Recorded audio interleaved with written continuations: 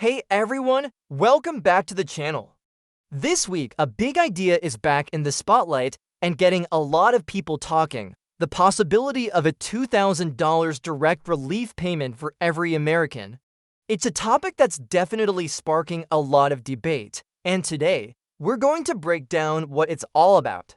The core of the proposal being discussed is pretty interesting. The plan would be to use revenue from tariffs that as the money the government collects from taxes on imported goods to fund these direct payments to citizens.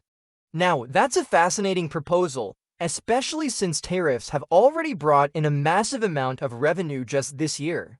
Proponents see it as a way to return that money directly to the public, putting it back into the hands of the people who need it. On the other hand, critics are questioning whether this is a realistic or sustainable plan. So, could this actually happen? And more importantly, what would a $2,000 payment really mean for you and your family? Stick around because we're going to explore both sides of this story in a simple, balanced way.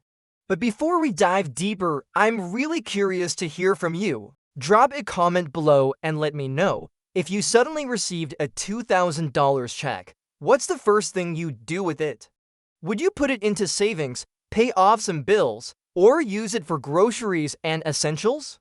Let's get the conversation started. Alright, so this isn't the first time an idea like this has been floated.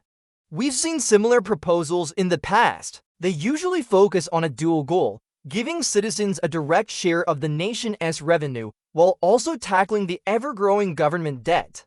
On paper, it sounds like a perfect win-win situation, right? A portion of the money could be allocated to reduce the national debt, which is a major long-term concern, while another part goes directly into the pockets of citizens as a much-needed financial boost. But here's the tricky part. Tariffs are, at their core, taxes on imported goods. When companies that import products have to pay these tariffs, they often pass those extra costs down to you, the consumer, in the form of higher prices at the checkout counter. So that brings us to the million-dollar question, or in this case, the $2,000 question. Would these direct payments actually put extra money in your wallet? Or would they just end up balancing out the higher prices you're already paying for everyday items? It's a complex issue, and experts are divided. Some economists see this kind of payment as a helpful short-term stimulus that could give families immediate relief and boost spending. Others, however, are more skeptical, believing that it might have a limited long-term benefit and could even contribute to other economic challenges down the road. It's crucial to remember that as of right now, this is just a proposal. It's an idea being debated, not an approved policy. For anything like this to become a reality, it would need to go through the entire legislative process.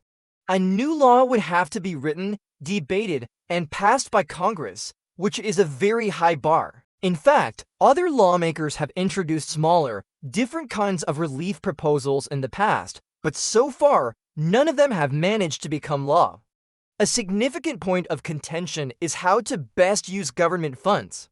Many argue that any extra revenue, including from tariffs, should be prioritized for reducing the massive national debt instead of being sent out as payments. Meanwhile, as these debates continue in Washington, families across the country are feeling the squeeze of higher prices on everything from gas to groceries. Many are hoping for some form of financial relief, and that's precisely why these discussions about direct payment capture so much public attention. They speak directly to the financial pressures people are facing every day. Economists often point out that tariffs are a double-edged sword. On one hand, they can be used as a tool to protect domestic industries from foreign competition.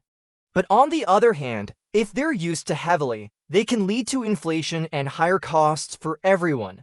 It's an incredibly delicate balancing act, and the outcome affects every single one of us, though in different ways. Looking back at US history, there was a time when tariffs were the main source of funding for the entire federal government. But that was over a century ago, back when the economy was much simpler, more localized, and far less reliant on global trade. Today's economy is a completely different story. It's a deeply interconnected global system.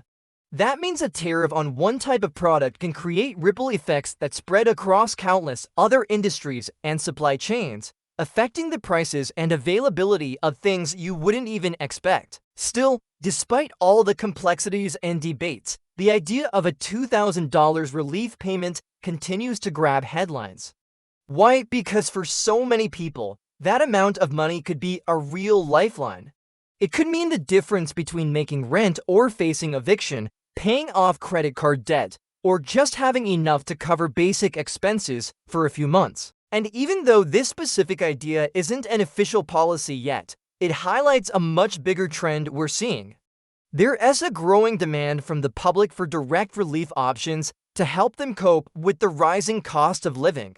People are looking for tangible support that makes a direct impact on their household budgets. If a plan like this ever were to move forward from proposal to actual policy, it would almost certainly come with a lot of fine print.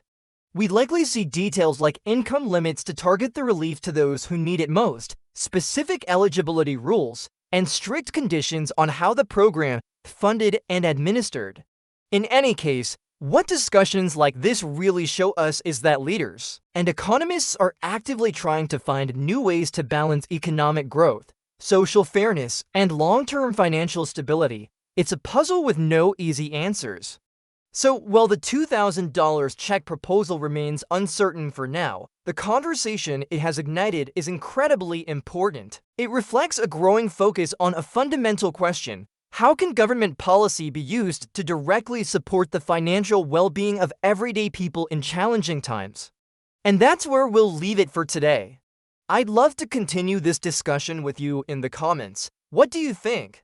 Would direct relief like this be a game changer for American families, or could it create more challenges in the long run? Let's talk about it below. Thanks so much for watching. If you appreciate clear, balanced updates on the money and policy stories that impact your life, be sure to hit that subscribe button and turn on notifications.